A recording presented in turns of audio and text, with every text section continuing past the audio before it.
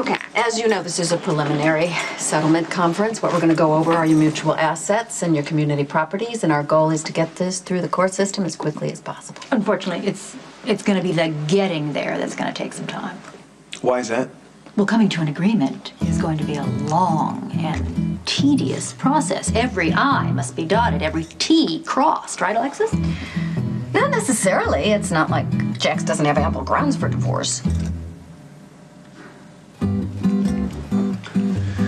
So, here's the deal. Just so someone in this room is being clear, and I'll say this again, I have no intention of hurting or inconveniencing Carly in any way. That's exactly what I am saying. We want to approach this divorce in as cooperative a manner as possible. Alexis and I may be on opposite sides of the table, but we have a common goal, and that is for both of you to walk out of here feeling that you've been heard, like your feelings have been taken into consideration.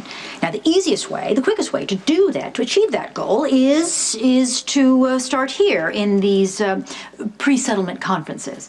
So we're going to be going over your finances with a magnifying glass. We're going to write everything down as we go along. Keep a record so that we have something to counteract it in case discrepancies or misunderstandings arise. I just hope that the two of you are blessed with the virtue of patience because you're going to need it.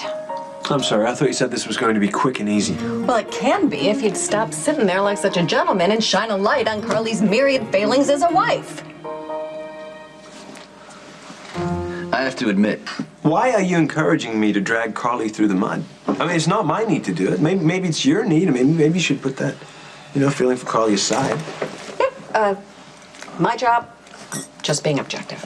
And the goal is expediency, and I'm offering a way around the lugubrious process that my colleague is speaking about by saying that we should maybe just get it all out there, put our cards on the table, speak the facts. And if someone gets muddied in this, Carly, really, whose fault is that?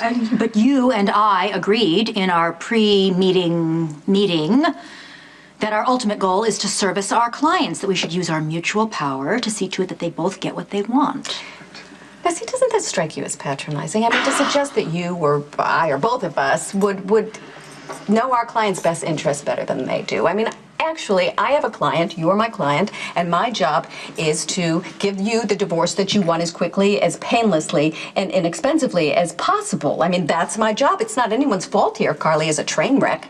Oh, okay, so we're gonna start slinging names, because I got a few that I can throw around, like traitor.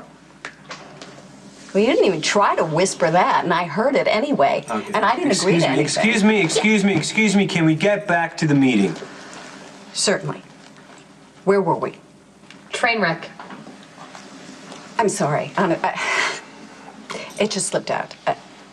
But as long as, we're on this path, let's just get it all out. Let's just get our cards again on the table. Let's just state what's going on here, and I'll start. Carly, since you've been married to Jax in this very short time, you have cheated on him not once, not twice, but, oh, well, what difference does it make, really? Because you also gave him an alibi for a murder. You gave Sonny an alibi when he was up on murder charges. So it seems to me that being married to Jax just isn't your priority.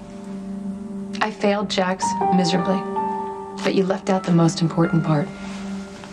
All those failings aside and admitted, I love him.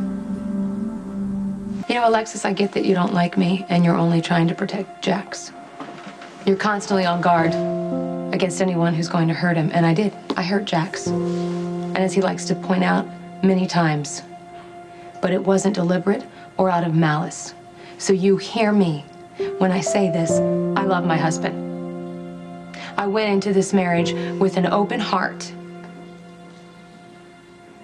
And I was weak and I fell back into some dysfunctional patterns. But I did not love Sonny the whole time I was with Jax. And my biggest regret out of many is that I destroyed Jax's faith in me. And I made it impossible for him to stay where I know he's happiest, and that's with me and my son and the life we made together. I am sorry that I took that away from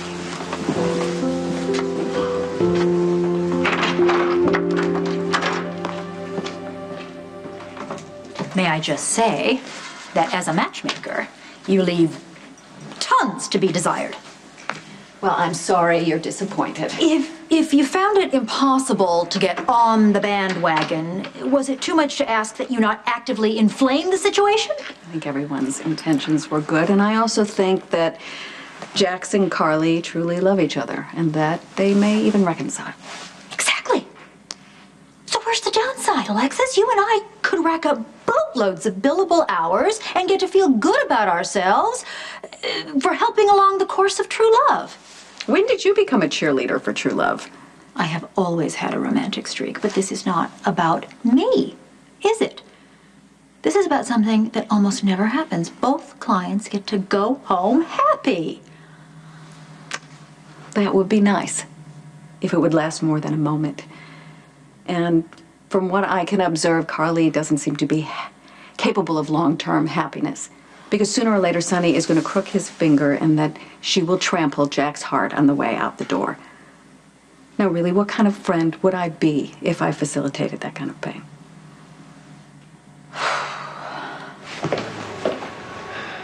I'm really sorry. Now, I have to apologize for Alexis. Why? She was doing her job.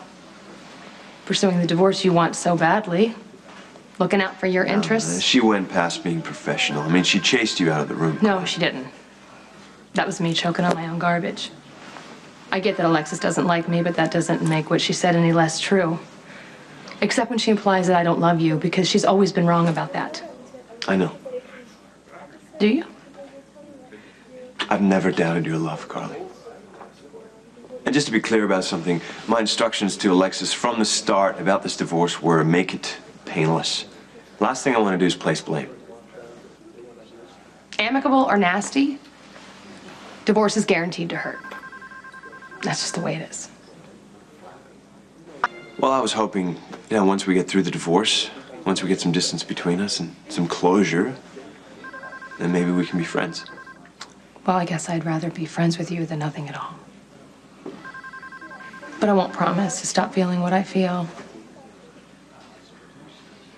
I can't promise you that I'm going to stop loving you. I don't think I ever will. That's not pressure, that's just a fact.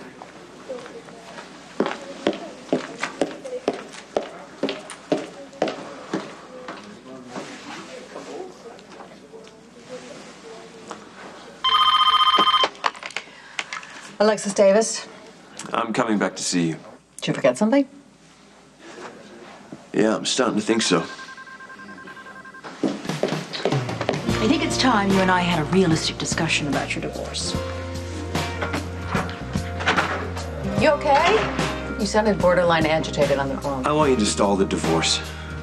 You laid the groundwork, let's follow through with this. Drag this divorce out as long as possible. I don't care if we fight over thumbtacks. Whatever it takes, make this the longest dissolution of marriage in the history of man. You might start by answering one question, for both our sakes. Do you want a divorce, Carly, or not? No, I don't. I want to have time to work things out. So we're on the same page. You bet. Jax and I need time, and if we have it, there won't be a divorce. Look, Carly and I still love each other. I'm not ready to turn my back on that. I realized that it was my idea in the first place to drag this divorce out, so I'm prepared to offer you a very healthy discount off of my normal fee of 20%. But you understand that this is going to cost you a fortune, not only in my fee, but in what you stand to lose in a settlement. I don't care. Jax and I love each other, and I'm not ready to give up on us.